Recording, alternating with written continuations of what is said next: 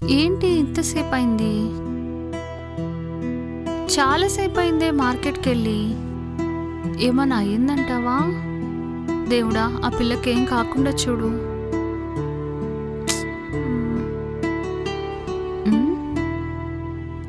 చెప్పువే జానకి, చాలా రోజులకు ఫోన్ చేసావు. ఏంటి విశేషాలు? ఏమ్మా, జాలిపడి ఆ అమ్మాయిని ఎవరో నీ రూమ్ లో పెట్టుకున్నావంట. నువ్వు చేసింది మంచి పనే, కానీ నీ మొగుడేం శ్రీరామచంద్రుడు కాదు కదా. ఆ అమ్మాయి మీ ఇంట్లో తిరుగుతుంటే ఏదైనా జరగచ్చు. నీకు భయం వేయట్లేదా? చెడు జరుగుతుందో మంచి జరుగుతుందో తర్వాత విషయం. ముందున్న పరిస్థితి చూడాలి కదా. సరే, అదే నేను చేశా. పర్ సపోజ్ తను ఆత్మహత్య చేసుకుందనుకో, చెప్పండి. అందుకే అంటున్నా, ఆ ప్రాబ్లం ఎప్పుడో వస్తుంది. 2 రోజులకో 3 రోజులకో వస్తుంది, లేదా రాకపోవచ్చు. కానీ ఇక్కడ ఆల్రెడీ వచ్చేసింది కదా. ఏది ముందు? తన ప్రాబ్లమే ముందు కదా. అందుకే నేను ఇలా ఆలోచించాను. కాబట్టి తనకు ఆలోచించడానికి టైం ఉంది. ఇప్పుడు ఎవరి మీద ఆధారపడకుండా జాబ్ ట్రయల్స్ చేసుకుంటుంది. రేపు జాబ్లో జాయిన్ అయినాక ఏ ఫ్లాట్కో హాస్టల్కో షిఫ్ట్ అయిపోతుంది. హ్యాపీ లైఫ్ కదా. ఒక చిన్న సాయం చేస్తే తప్పేంటే?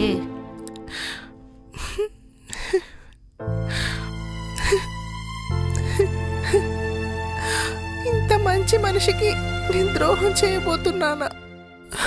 ఇది కరెక్ట్ కాదు. అందరూ నీలా ఆలోచిస్తే ఎంత బాగుంటుంది. God bless you. సరే, థ్యాంక్ యూనే. సండే మా ఇంటికి రండి. సరేనే. సరే, బాయ్.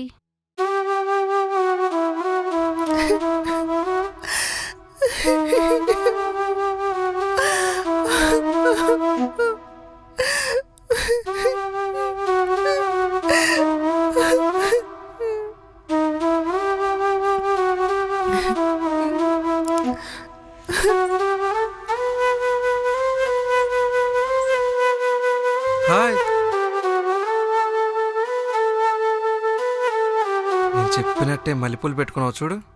ఎంత బాగున్నాయి చూడు, ఎంత బాగున్నాయో. నిజంగా నేను చెప్పింది నువ్వు చేస్తావు నాకు తెలియదు తెలుసా.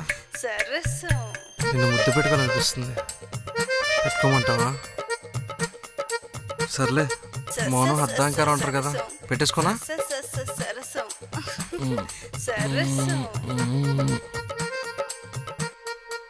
ఏమైంది? ఎందుకు ఏడుస్తున్నావు? మళ్ళీ ఏమైంది? ఎందుకు ఏడుస్తున్నావు? తప్పే చేయలేదా నువ్వు అసలు? నేనేం చేశాను? నిజంగా చేయలేదా?